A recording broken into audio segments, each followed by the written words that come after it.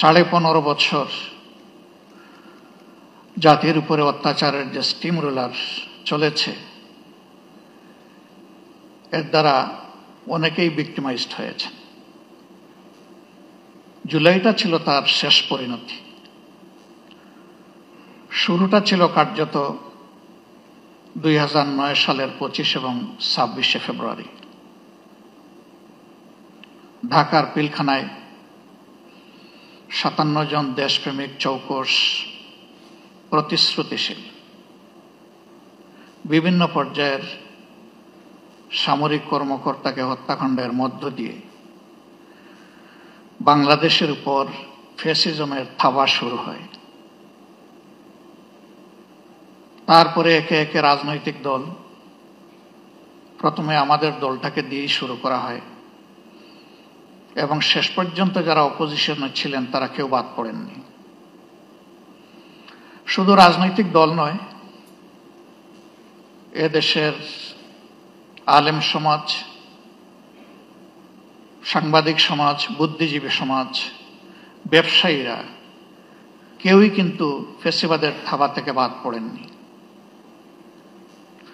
অনেক সাংবাদিকের জীবনও চলে গিয়েছে, আবার কাউকে কাউকে জেলের ভাত খেতে হয়েছে।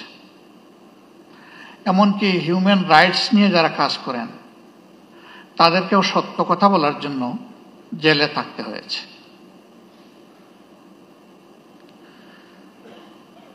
এর পাশাপাশি নতুন আরেকটা সংস্কৃতি বাংলাদেশ দেখেছে,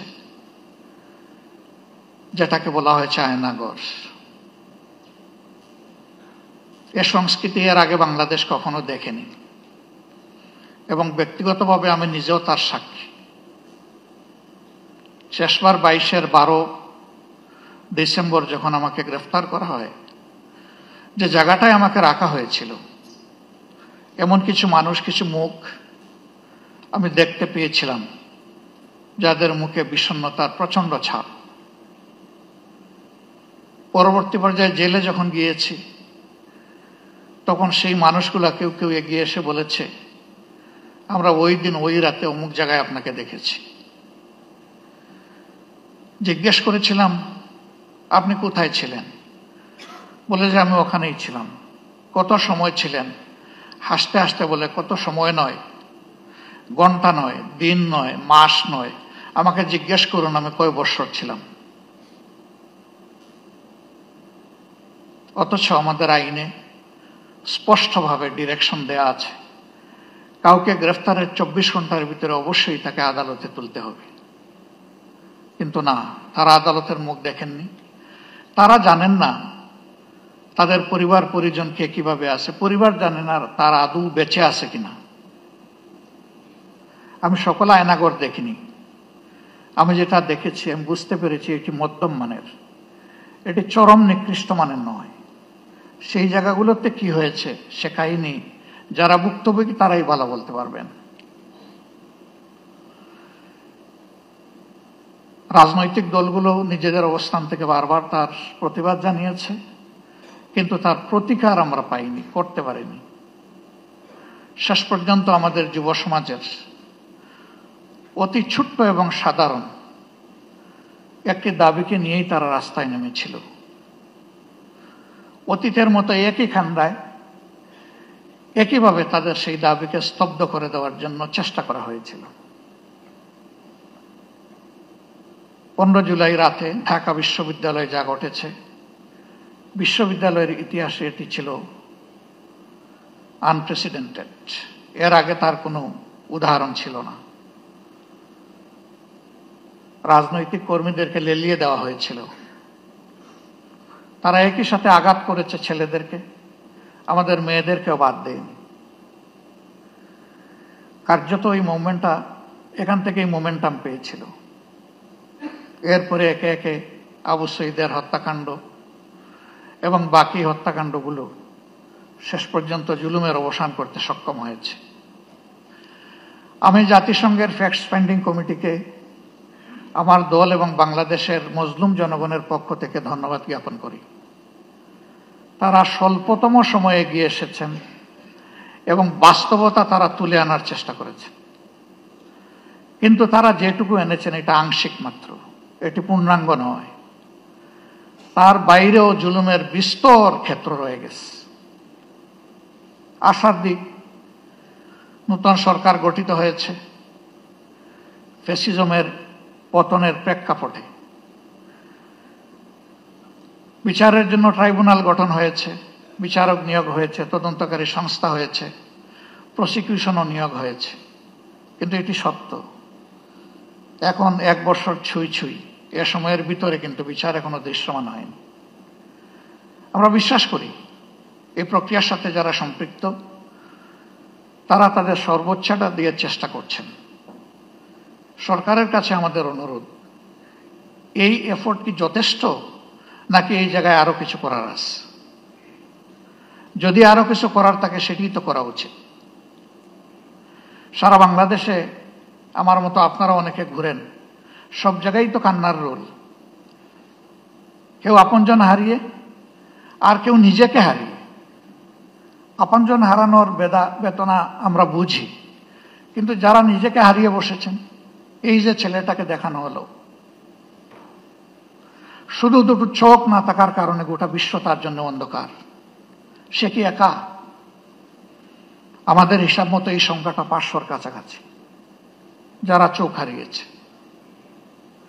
হাত পা হারিয়ে, মেরুদণ্ডে আঘাত পেয়ে, বুলেট বিদ্ধ হয়ে হাসপাতালের বিছানায় কিংবা নিজের বাড়িতে পড়ে প্যারালাইজ হয়ে কাতরাচ্ছে, এই সংখ্যাটা 250-র উপরে। যারা বিছানায় পড়ে আছে আর যারা জীবন্ত লাশ হয়ে ঘুরছে, সেই সংখ্যাও 5000-এর কম নয়। আপনারা অনেকে জানেন, ইতিমধ্যে আমাদের সংগঠনের পক্ষ থেকে উদ্যোগ নিয়ে এই জুলাই যারা শহীদ হয়েছেন তাদের প্রোফাইলটা আমরা অন রেকর্ড নিয়ে আসার চেষ্টা করেছি। শতভাগ নিশ্চিত না হয়ে আমরা একটা নামও সেখানে যোগ করিনি। আমাদের এই প্রক্রিয়া অব্যাহত আছে, এটাকে আমরা ক্লোজ করিনি। 12 ভলিউমের এই শহীদ স্মরণিকা আমরা সকলের হাতে পৌঁছে দিতে পারিনি, তবে আমাদের ওয়েবসাইটে বাংলা, ইংলিশ এবং আরবিতে ইতিমধ্যেই আপলোড করা আছে। সেটা কেউ ভিজিট করলে আমরা খুশি হব। আমরা এবার হাত দিয়েছি যারা জীবন্ত শহীদ তাদের জীবন নিয়ে, এই অন্ধ, পঙ্গু, হাসপাতালের বেডে পড়ে থাকা প্যারালাইজড, তাদের বিষয়টা তুলে আনার জন্য। আমি সরকারকে অনুরোধ করব, এই কাজটা পূর্ণাঙ্গ যথার্থতা পাবে যদি সরকারি উদ্যোগে এটা হয়।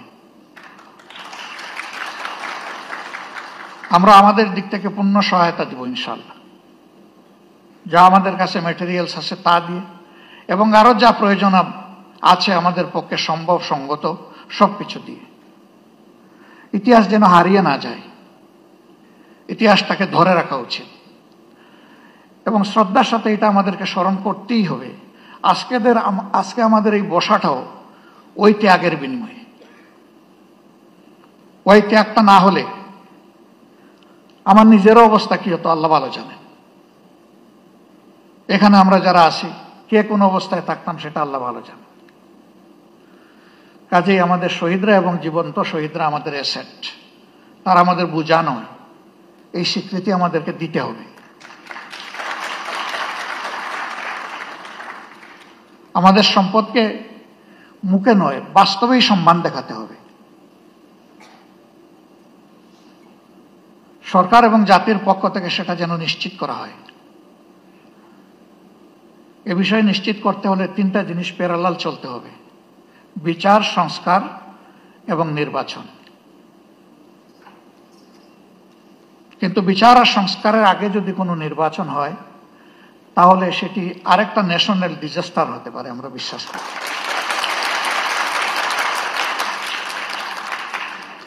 গত 26 তারিখ চীন মৈত্রী সম্মেলন কেন্দ্রে, সেখানে শহীদ পরিবার সোসাইটির একটা আয়োজন ছিল। 2-4 জন বক্তব্য রেখেছেন, পুরোটা শুনতে পারিনি আমার অসুস্থতার কারণে, আংশিক শুনে আমি চলে গেছি। তাদের প্রত্যেকে অত্যন্ত সিংহের মতো গর্জন করে বলেছেন, বিচার না দেখা পর্যন্ত আমরা কোনো নির্বাচন দেখতে চাই না।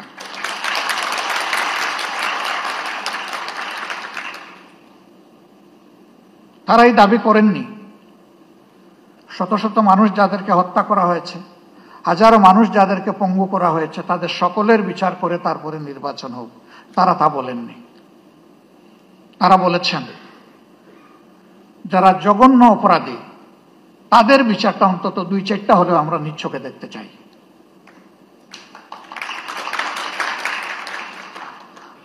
আমরা দেশ এবং জাতিকে ভালোবাসি সবাই। জাতিসংঘ ফ্যাক্টস ফাইন্ডিংয়ে যে ফ্যাক্টসগুলা তুলে এনেছে তার সাথে যেগুলা অপূরণ আছে সেগুলাকেও সংযুক্ত করে বিচারটা ঠিকমতো হোক। তবে আমি অত্যন্ত দৃঢ়তার সাথে বলবো যে ও বিচার আমাদের উপর করা হয়েছে, দল হিসাবে আমাদের নেতৃবৃন্দকে খুন করা হয়েছে বিচারিক আদালতে। এ ধরনের কোনো বিচারও দেখতে চাই না। বিচারটা যেন শতভাগ ট্রান্সপারেন্ট এবং ন্যায্যতার ভিত্তিতে হয়। এবং পার্সোনালি আমি বিশ্বাস করি ন্যায় বিচার প্রতিষ্ঠিত হলে কোনো অপরাধী পার পাবে না ইনশাআল্লাহ। যারা মানুষ খুন করেছে তারা তাদের ন্যায্য পাওনাটা বুঝে পাবে এবং বিচারহীনতার অথবা বিচারকে ধামাচাপা দেওয়ার যে সংস্কৃতি সেটা দূর হবে। আমরা আমাদের দলের পক্ষ থেকে প্রতিশ্রুতি দিচ্ছি এই প্রক্রিয়ায় আমাদের পূর্ণ সমর্থন এবং সহযোগিতা থাকবে। জনগণের ম্যান্ডেটের ভিত্তিতে আমরা সরকার পরিচালনা করার সুযোগ পাই অথবা আমরা বিরোধী দলে থাকি, এ বিষয়ে আমাদের ভূমিকা হবে স্পষ্ট, ন্যায্য এবং অকুতভয়। আমরা কাউকে পরোয়া করে কোনো কিছু বলবো না, করবো না। ভয় করব শুধু আল্লাহ তাআলাকে। দায়বদ্ধ থাকবো প্রথমে নিজের বিবেকের কাছে, তারপরে দেশবাসীর কাছে। অন্যান্য দলের পক্ষ থেকে একই প্রতিশ্রুতি আসুক তা আমি প্রত্যাশা করি। কেউ না কেউ তো আগামী সরকার চালাবে। তাহলে যারাই চালাক তারা যেন জাতির এই আমানত রক্ষা করে, আমরা যেন বিশ্বাসঘাতক না হই।